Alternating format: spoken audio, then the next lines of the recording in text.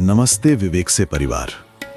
आज हम बात करेंगे उस दिन की जिसे पितृपक्ष का सबसे महत्वपूर्ण और अंतिम दिन कहा जाता है, महालय अमावस्या 2025। ये सिर्फ एक तिथि नहीं बल्कि एक आध्यात्मिक सेतु है जो हमें हमारे पितरों से जोड़ता है।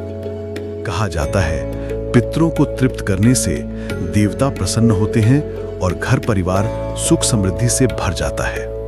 तो आइए जानते हैं इस पावन दिन की तिथि, महत्व, विधि और उससे जुड़ी रहस्यमयी कथा। सबसे पहले जानते हैं 2025 में महालय अमावस्या कब है। इस साल 21 सितंबर 2025 रविवार को यह पवित्र तिथि पड़ रही है। अमावस्या तिथि प्रारंभ 20 सितंबर रात 10:54 पर, अमावस्या तिथि समाप्त 21 सितंबर रात 9:40 पर, यानी 21 सितंबर को दिन भर पिंडदान, तर्पण और श्राद्ध के लिए उत्तम समय रहेगा। यही दिन पितृपक्ष का समापन है जिसे सर्वपितृ अमावस्या भी कहा जाता है। महालय अमावस्या का महत्व क्या है?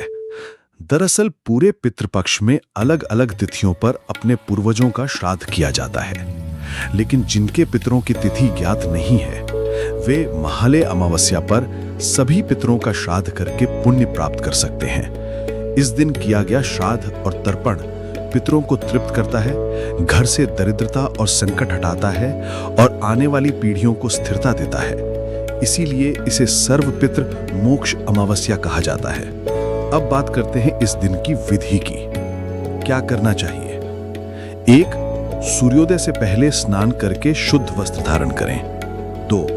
पवित्र नदी या घर के आंगन में तर्पण करें। जल, तिल और कुश का प्रयोग करें। 3. पिंडदान करें। आटा, चावल, तिल और घी से बने पिंड अर्पित करें। 4.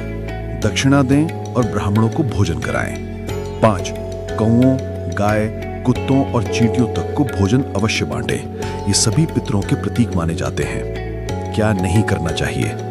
इस दिन किसी का अपमान न करें, मांस, मदिरा और तामसिक भोजन से दूर रहें। घर में झगड़ा या ऊंची आवाज से बोलना वर्जित माना गया है। याद रखिए, श्राद्ध का सार है नम्रता और श्रद्धा। महालय अमावस्या से जुड़ी सबसे प्रसिद्ध कथा है कर्ण की कथा। कहानी है कि जब महाभारत युद्ध के बाद कर्ण की मृत्यु हुई और उसकी आत्मा जब स्वर्ग पहुंची तो वहां उसे भोजन के रूप में सिर्फ सोना और आभूषण मिले। भूखा कर्ण हैरान रह गया।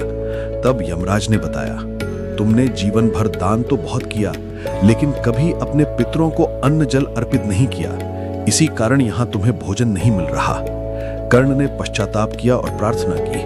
तब उसे पृथ्वी पर 16 दिनों के लिए लौटने की अनुमति मिली। यही दिन बने पितृपक्ष और महालय अमावस्या। यानी ये अवसर है कि हम पितरों को वो दें जो शायद उन्होंने जीवन में कभी न पाया हो, श्रद्धा, तर्पण और आशीर्वाद। महालय अमावस्या हमें सिर्फ परंपरा का पाठ नहीं पढ़ाती, बल्कि जीवन का सबसे बड़ा सत्य समझाती है।